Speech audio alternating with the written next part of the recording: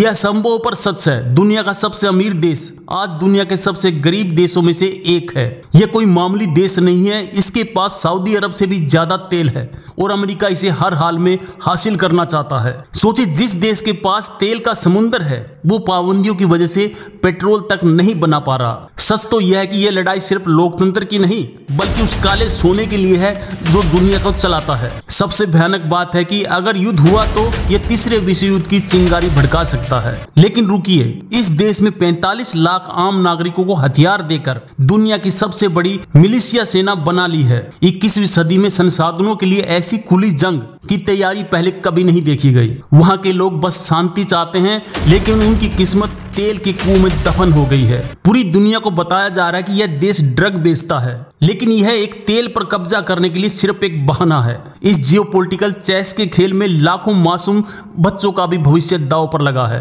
अगर यह युद्ध होता है तो भारत में पेट्रोल की कीमतें आसमान छूने लगेंगी और इसका सीधा असर आपकी और मेरी जेब पर पड़ेगा। यह अकल्पनीय है कि एक छोटा सा देश दुनिया की सबसे बड़ी सुपर पावर को सीधी चुनौती दे रहा है। अंतिम खुलासा यह है कि जो भी इस तेल पर नियंत्रण करेगा वही अगली सदी में दुनिया पर राज करेगा। इस जंग के बीच वहां के आम लोग भूख और गरीबी से लड़ रहे हैं। उनकी क्या गलती है? वेनेजुएला के पास दुनिया का कुल तेल भंडार का लगभग 20% हिस्सा है। यह भी एक रिकॉर्ड है। सोचिए, अगर इतना तेल भारत के पास होता तो शायद पेट्रोल डीजल की कीमतें आधी से भी कम होती। अमेरिकी जंगी जहाजों ने एक देश को चारों तरफ से घेर लिया है और किसी भी पल दुनिया का सबसे बड़ी तेल की जंग शुरू हो सकती है। ट्रंप ने खुलेआम कहा था, हम वेनेजुएला का तेल ले लेंगे। क्या कोई देश खुलेआम लूट का ऐलान कर सकता है? अमेरिका का डायरेक्ट सीक्रेट यह है कि वो चाहता कि वेनेजुएला के लोग ही पैसे के लालच में अपने राष्ट्रपति को मार दें। इस खेल में रूस और चीन भी पीछे नहीं हैं।